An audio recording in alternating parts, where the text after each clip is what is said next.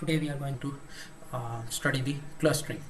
It's an unsupervised learning technique, clustering or unsupervised learning. Clustering is basically grouping the data into different sections, groups of data, identification of the groups of data. For example, here are three groups in the data, the blue one, red one and the green, and similarly the others. The objective of this clustering is to group these, to identify these three groups in that data. For example, in the right one, there are three different groups, and our objective is to group in these and distinguish these groups from the other elements. A bit of history about this. The main achievement in the clustering is about 1850s. That was about John's flotation of corella deaths. It was the basically identification of the deaths or the reason behind it due to some clustering. The primary measurement of the clustering is about the grouping, and a good group or a good cluster is a cluster where there is the smallest possible distance between elements of a cluster and largest possible distance between the elements of two different clusters, smallest intra-cluster distance and maximum intercluster distance, or we can call it measurement of similarity and measurement of difference. For example, here we see two clusters, a good cluster which have smallest distance between the elements of a cluster and maximum possible distance between the elements of two different clusters. Similarly, at the right side we can see a cluster in which there is a higher distance in between the elements and a smaller distance between the elements of different clusters. Now, what about the distance? Distance measurements, there are some distance measurements, but here we are just seeing these three. Euclidean distance, which is the most common distance used in clustering and in other applications of machine learning as well. Then Manhattan distance, or the city block distance, which is just sum of the distances or sum of the difference of the coordinates. And then Minkowski distance, which is also similar to that with the difference of the power. In Euclidean we get the root and then square and then root of the sum, but in Manhattan distance we don't square nor the root, and in Minkowski distance we calculate the power d and dth root. These Manhattan and these Euclidean and Minkowski distance are same for d equal to 2. Let's say we have xy plane, 2D plane, and then these both distances are same. Okay, the best cluster is that cluster which have cohesion intra-cluster. Inside cluster there must be cohesive, that means there must be least possible distance, and interclustering separation must be highest possible distance or the highest possible separation between two clusters. There must be smallest possible intracluster distance and maximum possible intercluster distance. Now another question, which one is the good clustering? 3 clusters or 2 clusters? At left we can see there are 3 clusters, and at right we can see there are 2 clusters. Which one of these is better, this one or this one, and why? Okay, for this first we have to decide the number of clusters. Okay, so we can see different types of clustering algorithms for this particular question. First, we can decide the fixed number of clusters. Okay, we can decide 2 clusters, 3 clusters, and any number of clusters. Then weighted clusters, that means variable number of clusters. The third one is best number of clusters. We should identify the best number of clusters for this particular data. Some of the techniques for the clustering, there are basically 3 types of techniques: partitional, hierarchical, Bayesian cluster, and then again hierarchical clustering in top down, bottom up, and then partitioning clustering, and then Bayesian, maybe decision based or non-parametric clustering.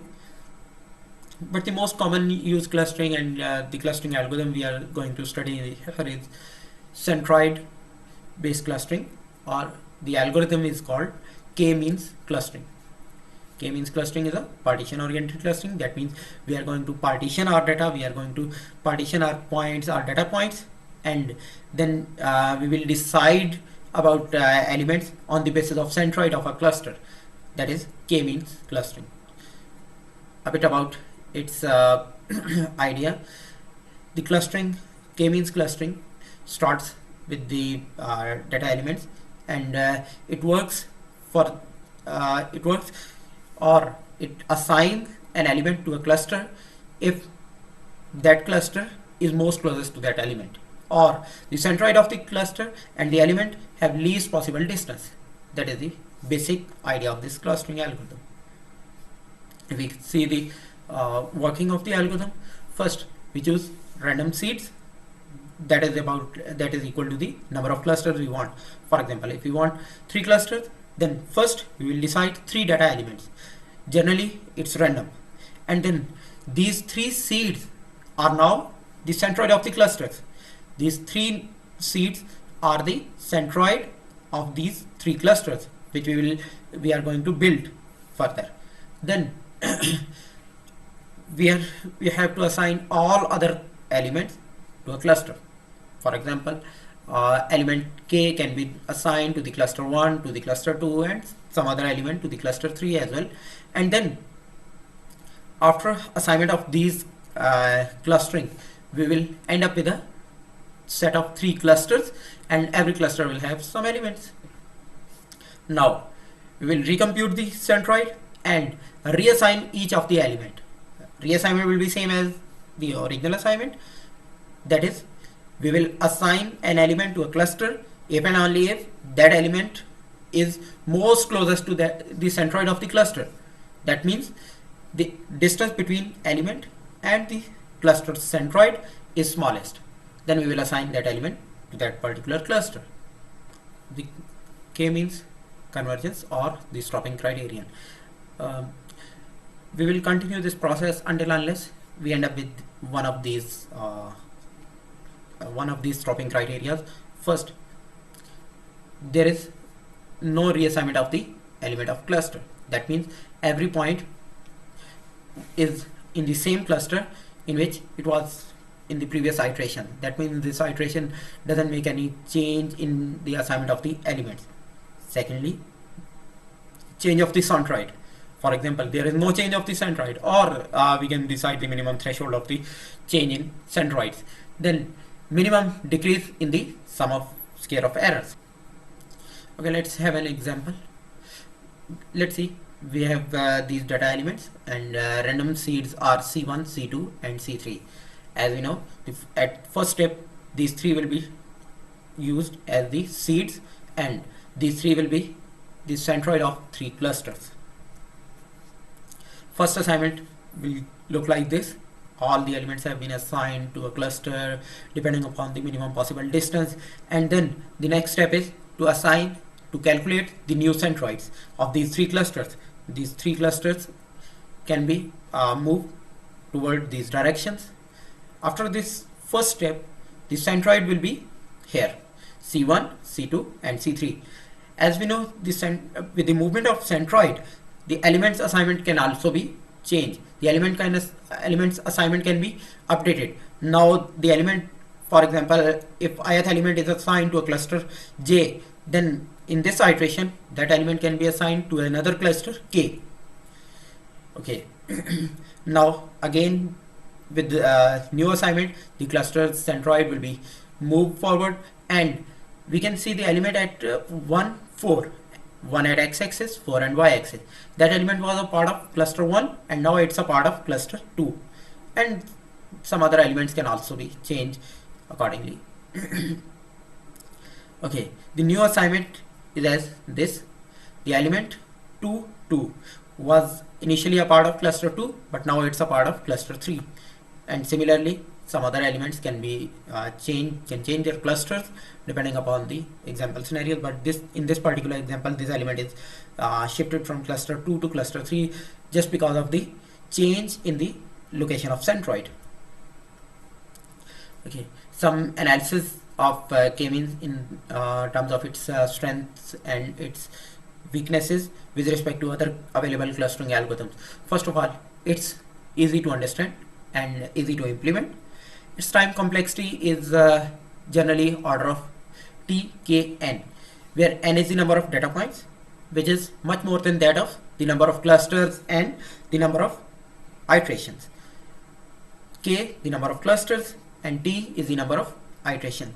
T and k are usually very smaller numbers. For example, if you have thousands of elements or millions of elements, then in general applications we will need to have clusters, maybe 10, 20 clusters.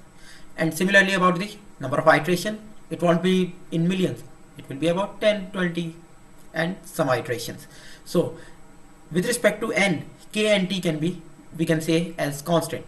Then the clustering algorithm, the k-means clustering algorithm, is linear with respect to the number of elements, and it's very popular algorithm. Another strength, it terminates at local SSE,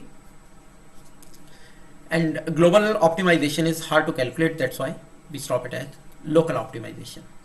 Some weaknesses, algorithm is only applicable in this scenario for categorical data, and where the centroid is represented by most frequent values. That means a centroid represents the actual theme or actual summary of the data. The second issue is k, the value of k. The most appropriate value of k, the most suitable value of k is user have to provide that value k. The third one is outliers. It's very highly sensitive towards outliers, and outlier can highly affect the whole clustering, whole clusters. A single element can change all the clusters, which can be in fact an outlier. The last point is there is no evidence for this for the performance of clustering algorithm, or to compare this algorithm with respect to other available techniques.